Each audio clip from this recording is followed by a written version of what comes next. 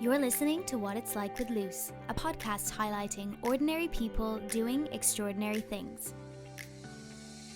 I'm your host Lucy Norris, and on today's episode I'm chatting to founder of WANDR, an award-winning product strategy and UX design firm with the mission of building user-friendly, appealing B2B SaaS products. Born in South Korea, this ambitious entrepreneur developed a love for travel and the open-mindedness gained from such experiences from a young age. Moving to the US with her family and eventually settling in LA, she embraced the digital nomad lifestyle and never looked back.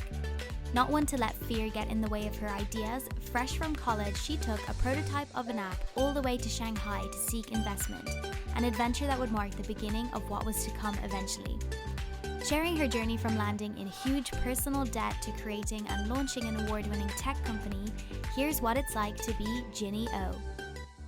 Before we get stuck into the episode, I just wanted to say that if there is a drop in sound quality throughout, I'm very sorry, but in respect of social distancing during COVID-19, I've had to record episodes remotely. In this challenging time, we're all just trying our best, so I really hope everyone is staying safe and that you enjoy the episode. Welcome, Jinny. Thank you so much for coming on and chatting with me today.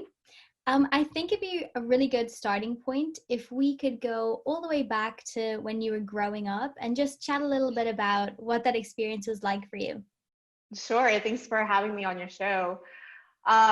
It's interesting that, I'm reflecting back at my childhood because that's what I'm currently doing right now. I'm in the process of writing a book. And so there's been all these memories that have been suppressed that are starting to come up. So it's starting to be a little bit more fresh than usual. So I was born and grew up in South Korea, and I moved to Canada at the age of 7. And then I moved down to the States in South Carolina when I was 16. So a lot of moving around, growing up, a lot of different environments. And even in between the different country moves, I remember having to move to different cities almost every year. So new school, new home, new friends. So that was kind of the environment that I grew up in.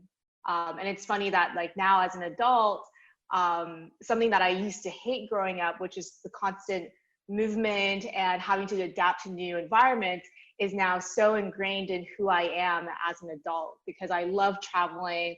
I love moving around and going to new places and learning about new culture. And how do you think that travel shaped you as an individual, moving through life? Oh, for sure. I think everything that I do now as an adult is a result of me moving around and me traveling so often in my life, because it's given me the ability to have empathy as I get to meet new people and understand different culture and different behaviors and what people find value in their lives.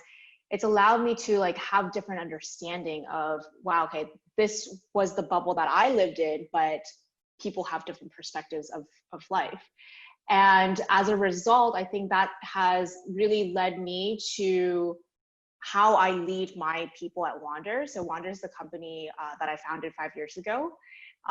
So I like to lead with a lot of empathy because I don't know people's situation. I can only assume. So rather than having that assumptive leadership style, I like to try to understand people and understand my clients before making any kind of assumptions or solutions. That sounds like you've created a really nice work environment there, having that background.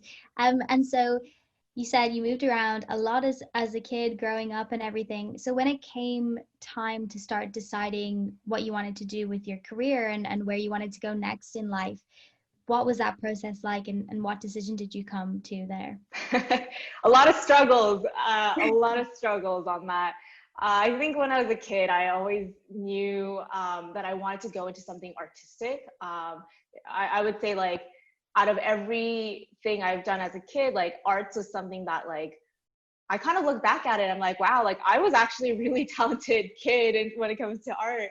And so I always thought that I would be a fashion designer or something in the design space. And when it came to when it came to like deciding like where do I want to go for college or university, that was really difficult because for me, like I actually didn't want to go to college or university. I actually just wanted to like move to New York, be an artist, or be in a music band, or something of the creative field. And my parents being, you know, us being immigrant family, they're very strict on that. They said, no, you need to get a higher education first, and then if you want to do arts or whatever you want to do with your life, you can do that after you graduate.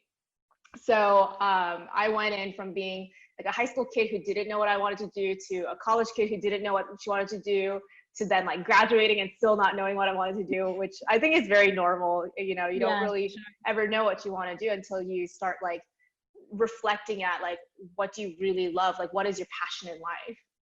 And for me, like that passion was traveling. Like I loved the idea of exploring and discovering something new, which all kind of tied into what I'm doing now today. And so you mentioned you founded your company WANDR 5 years ago. So for anyone that hasn't heard of that or has no idea what we're talking about, can you give a little brief overview of what WANDR does? Yeah, so WANDR, we're an award-winning product strategy and user experience design firm. So what that means is we work with companies to help them build better software, you know, through having better usability. Yeah, so that's basically what we do. And our team has worked remote since day one, so pre-coronavirus days. And that's something that I'm really proud of because, as mentioned, like I'm super passionate about travel, and that's been built in the foundation of my company. Like I want my team to be able to go out, explore, and you know, have different perspectives of life. Because in order to be creative and in order to build software that people can use, you need to have that empathy and that sense of adventure to want to explore on how to find that best solution for our clients. So that sounds like a really incredible company, coming from, you know, you saying, I was a college student, I didn't know what to do, I wanted to be really creative, to building a software company. So can you talk me through how you came to the idea, how you first, you know, brought it to life, and how you did get to that place where, you know, you ended up founding a big company? Yeah, so when I was in college, I think that's when I started like playing around with the idea of entrepreneurship.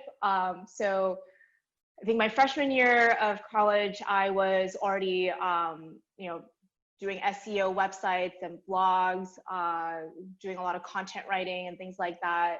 So that was the first time where I figured out how to make money online. And then by like sophomore, junior year of college, I was, you know, learning how to sell on eBay. So doing consignment work on eBay.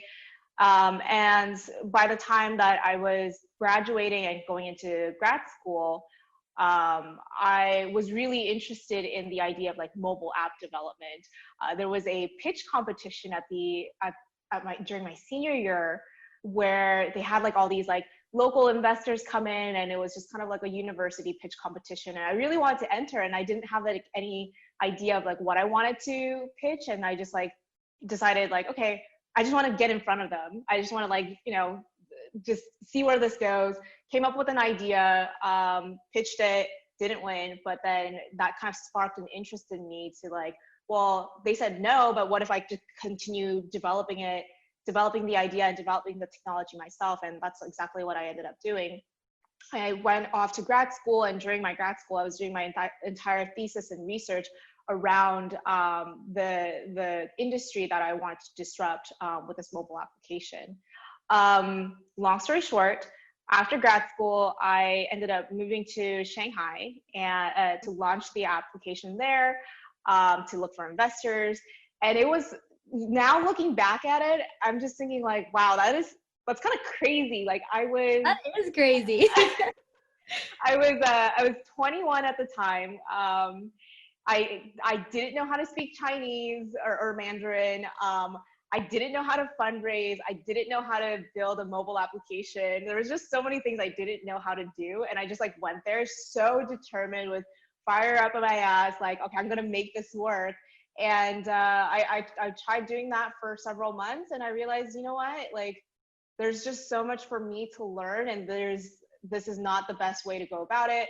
My visa expired, and I was just tired of like having doors closed in front of my face, that I decided to go back home. And that didn't last long either, because my parents live out in North Carolina, and I think I was there for like a month or so before that drove me crazy, and I decided to move out to LA.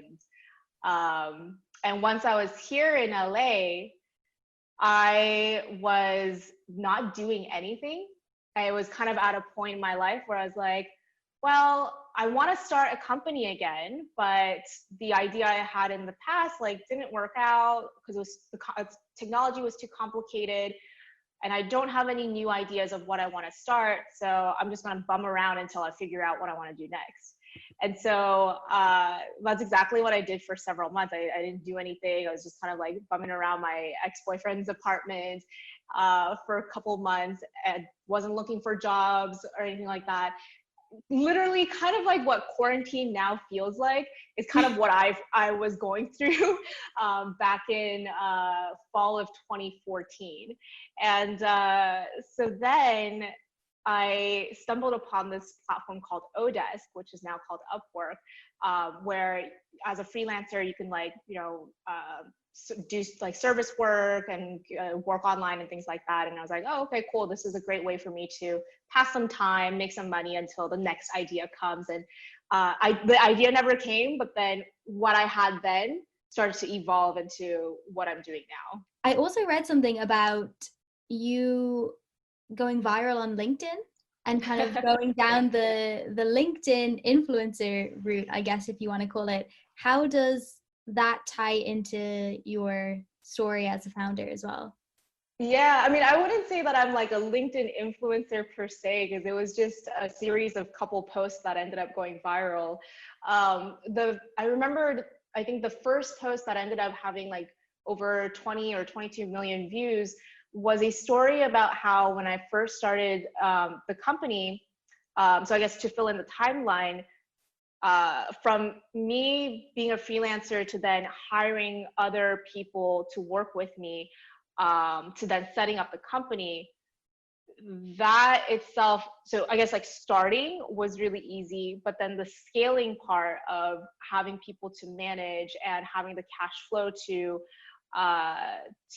scale the company was just such a novel and scary and challenging part of my life. And so when I wrote the post on LinkedIn, it was about a story of how the first 6 months of me scaling my business, I had put everything on my personal credit card. Like, because at that point, banks are not going to lend you a loan because you're too new. And the only way to get yourself really funded was just maxing out your credit card. And so at some point, through getting loans from friends and family and through my credit card, I think I was about almost like upper 100,000 to like lower $200,000 in personal debt, just to fund my business, just to make sure that my team is getting paid regularly every month. I was always the last one to get paid. I didn't even have a salary for myself up until like last year. And the moral of the story was that, my operations manager saw how bad our cash flow was, and she was recommending that we let go of some of our team members to make sure that, we're saving ourselves before the whole business falls apart. And I said, no, I've put this team together, and this is an incredible team.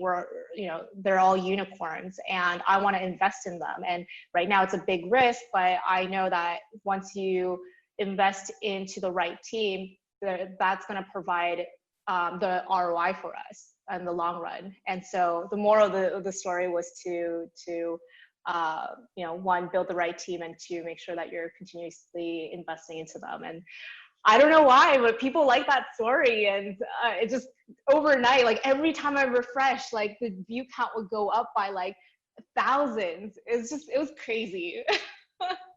But I think that that's such why it potentially did so well is because so many people can probably relate to that, those struggles in the beginning, and you being so transparent about it and really telling the truth, for once about something, and not always just painting it in a pretty picture.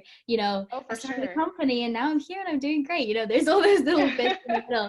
Going back to that time that you mentioned there, the scaling process, how did you go about, coming up with your idea, hiring the first person, to now where you are 5 years later as a fully fledged successful business?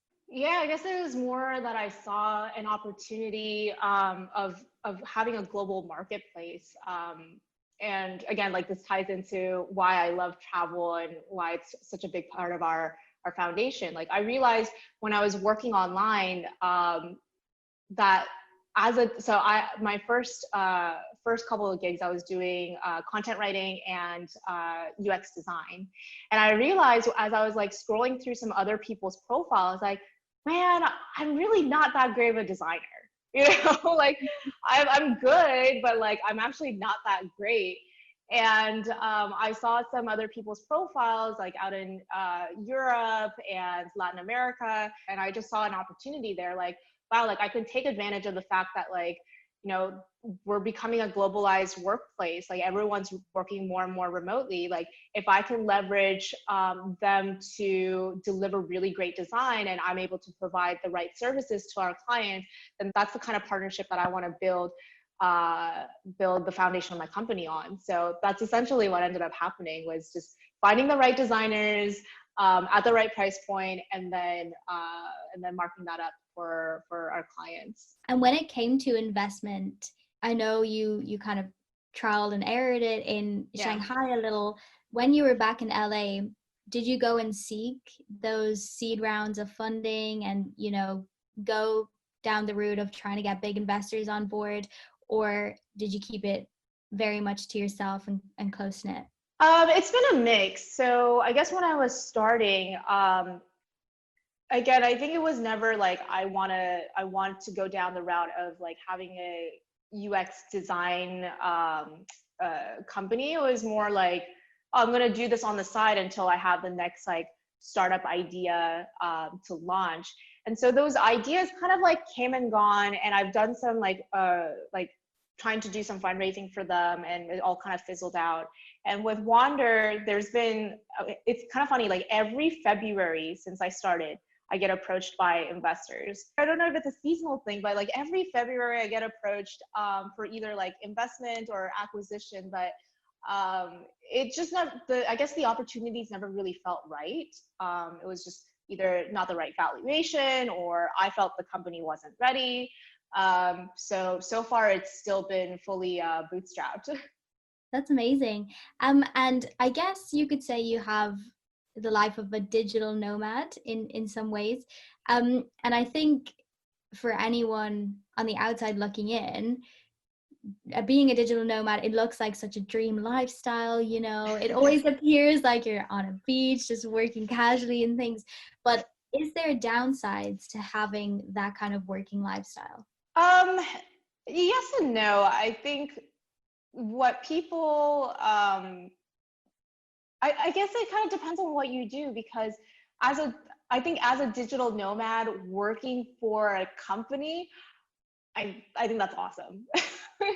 Because you get to travel and you put in your hours and you do your work, and that's that. But for me, I think the element of being a digital nomad plus being an entrepreneur and a leader, it's got its own challenges. I think initially the first couple of years of business, I was doing a lot of traveling and posting a lot of that on my social media. And now, even though I still travel, I'm a lot more conscious of what I share and how frequently I travel as well, because I understand that as the company is growing, I have a responsibility to my team and to my clients to have this perception that I'm always working. So if I'm posting on my Instagram about all the places that I've been, like that's not the right that's not the right message that I want to give to my team. Like, I want to encourage them to travel, but I don't want them to feel as though Jinny's always on vacation. So so I guess like the challenge is just more so one, like setting expectations to who you're working with is really important, and then the second is time management. That digital nomad, I think a lot of people think like, yeah, you're on vacation all the time, or like you're traveling all the time, but that's not really true. It just means that you have the freedom to be wherever you can, as long as there's Wi-Fi. So I think a lot of new digital nomads have that misconception, and they don't put a regular routine on themselves, and they end up not getting a lot of work done. It's not always the case, but I from my experience, I have seen a lot of digital nomads having some difficulties their first year because they don't know how to deal with all this like free time. Yeah, for sure. I'd say when you first find yourself in that position that you could travel and work, it could potentially be a bit overwhelming in that, you're so excited by your surroundings that you kind of forget, no, I actually do need to sit down at my laptop and do something. Yeah. And I think a lot of people now during quarantine are also having that difficulty too, because what's missing is that regular routine. Like when you're going into an office, your routine is I get up, I make coffee or get ready, and then I drive to my office, do work 5 p.m. and then I come home, and then I do whatever I do at home. Versus like with quarantine and with being a digital nomad, you don't have anywhere to go. So having that routine for yourself is so important, like regardless of what your profession is. Yeah, that's so true. And do you have anything that you maybe did in particular that in the beginning, when it might have been difficult, that made you really stick to that routine and be strict with yourself? Yeah, I guess it's, when I started out, I never really had like a time stamp. I would just kind of like work whenever, wake up whenever. And what ended up happening is like, I would just like save all my work for the evening. And then I'm pulling all-nighters, waking up really late, and just having this like really bad routine. So just waking up early in the morning, and like regardless of whether I have a meeting or not, just waking up early, I think that's step one. Now, at 5 years in, I have a pretty like rigorous morning routine. Like I get up, I make coffee, breakfast, I do some stretching, sometimes I'll do a little bit of meditation, reading, and then diving into my meetings. Obviously I don't do that every day. There are days where I have a little bit cheat days, but that's usually kind of like the routine that I'm going for every day. And over the 5 years that you've been in business with WANDR, your company, do you remember, or was there potentially a moment or something that you remember as being the biggest challenge you had to overcome within that process? Every day is a challenge, Lucy. Every day is a challenge, and it's a different challenge. And I think that's the whole journey of entrepreneurship, is that no two challenges are the same. Like once you overcome a difficult challenge, you reflect back at it present day, and you're like, oh yeah, now like I face that every day, and it's just like an everyday task. I don't even think about it.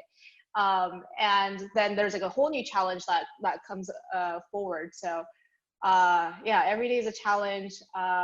But one thing I have realized is, I guess now the challenges are less frequent, but they just are bigger, like a bigger scale. Like now if I make a mistake, it's going to impact the organization so much more than when I made a mistake, 5 years ago, where it's something that I can just like quickly cover up or like quickly deal with. But going back to your original question, what is the biggest challenge? So last year actually was financially probably the most difficult that we've had. So last February or March, our company actually almost went bankrupt.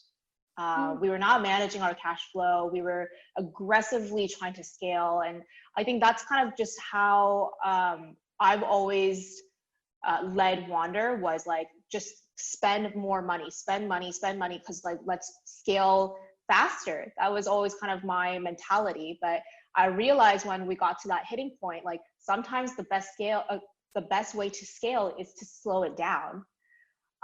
Slow down, fill in the gaps, shrink to grow. That's kind of the mantra that my mentor has always taught me, is you got to sometimes shrink to grow. And that we certainly did. We ended up losing a lot of members of our team that specific quarter. We lost a couple clients, and we really just like cut a lot of unnecessary expenses at the time that I thought was necessary to grow. But I realize now it's like, no, it was a very stupid way to carelessly spend money. So we're a lot more conservative with our expenses, and that was a big learning mistake. But yeah, it's a really interesting thing to like reflect back at that, because I remember just being really calm about the whole situation. I was just like, yeah, like we may have to file for bankruptcy, but at the end of the day, like we still have team members who want to continue working here. We still have clients who believe in us and continue to support us.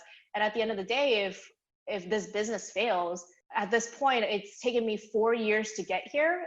The next time we do this, it's going to take me 2 years.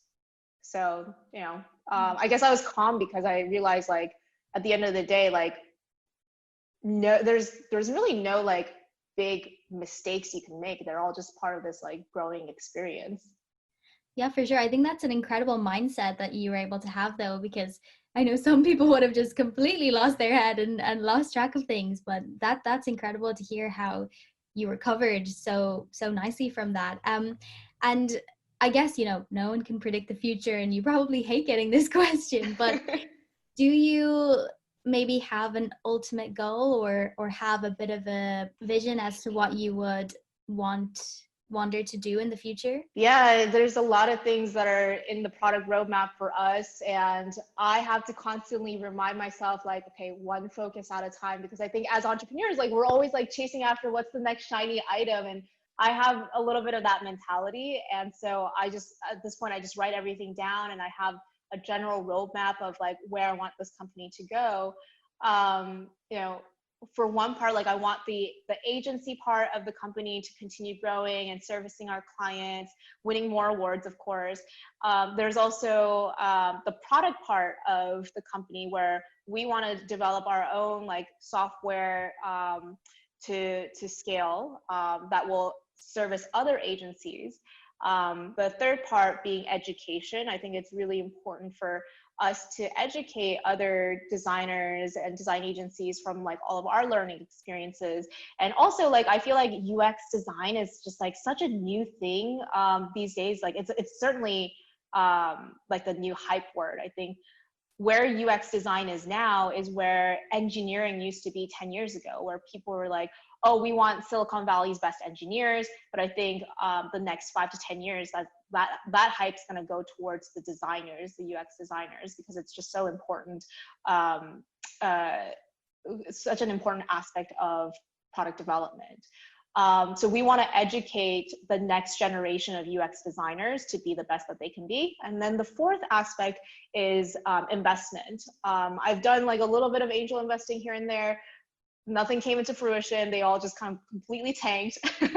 But I would love for WANDR to have like its own investment arm for us to like service our startup clients and also be able to invest into those promising projects as well. Sounds like, you've got a lot in the pipeline, which is really exciting for the future. And yeah. Also then for you personally, as an individual and then also as an entrepreneur, I know that you love your travel and you also have a podcast as well. Do you think that WANDR will always be a part of you? You founded it and everything. Do you think that you'll stay with it forever, or do you have a few more projects in you that you think you might eventually feel the urge to leave and do something else, or what are you kind of thinking for yourself? Yeah, I think in terms of WANDR, like I said, with those 4 different legs of the company, I think as I shift from right now, we're shifting from the agency to the product. I am looking for successors of the company. I don't know if I would necessarily sell, but I am looking to, have somebody else come into leadership to lead the agency side of the team, while my focus shifts more on the software product side. It's very evident and very clear that you've experienced a lot of success in your 5 years of business, but then also, in your travels and all the other aspects of life. Do you have a personal definition of what that word means to you? I guess we're going to go a little deep on this one. Because I'm realizing as I'm doing more writing for my book that what I had initially defined as success, even up until last year, is so different than how I define success now.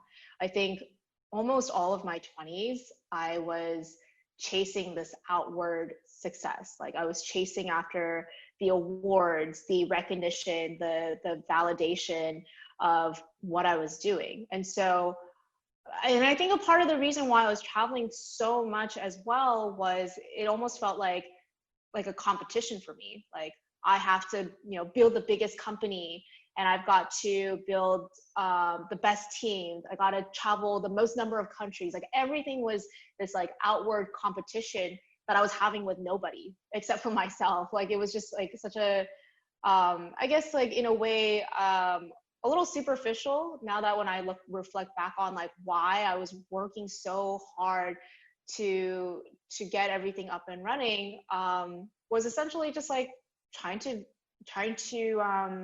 validate my self-worth in a way. And now, I've been doing a lot of personal development in the recent couple of years, and I'm starting to come to a realization in my late 20s that success is so much different than how I would just define success in my early 20s. Like now, to me, success is being at peace with what you're able to deliver to the world. Like if you wake up and you're able to go to bed saying, I made some sort of difference today than I did yesterday, and you're okay and you're happy and content with that, then to me that's success. And it doesn't even have to be like a big change. It could be like, I made my family member really happy today, or I was able to help guide someone in a conversation today, or like it's just anything that you're impacting in a positive way, and not feeling like you have to thrive to do more because you're seeking some sort of validation for that. So my last question for you, and then I will let you get on with your morning. If I put your 10-year-old self in front of you today, having been through everything you've been through, both in your career and also, life in general, what's the biggest piece of advice you would give your 10-year-old self moving forward in life?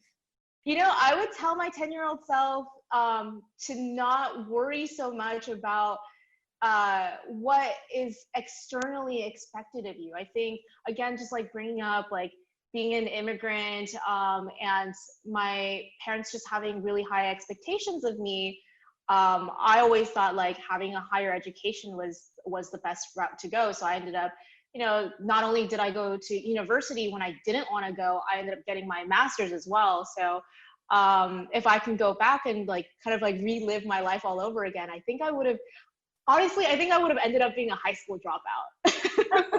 And that's okay. Like as long as you're following what you're really passionate about and being happy with that, I think that's all that matters. Because there were so many years where I was miserable and going through so much like internal like fight with my depression because I was doing everything that I thought society would define as success and what society had expected of me. I just want to thank you so much for giving up your time to chatting with me today. It's been really interesting. Of course. Thank you so much for having me on your show. Really appreciate it. Thank you so much for listening, and as always, please rate, share, and leave a comment if you like what you hear. And don't forget to follow @WhatIt'sLikePod on Instagram and Facebook. To find out more about WANDR, visit the link provided in the show notes. I'll be back on Thursday with more inspiring stories, but for now, this has been What It's Like with Luce.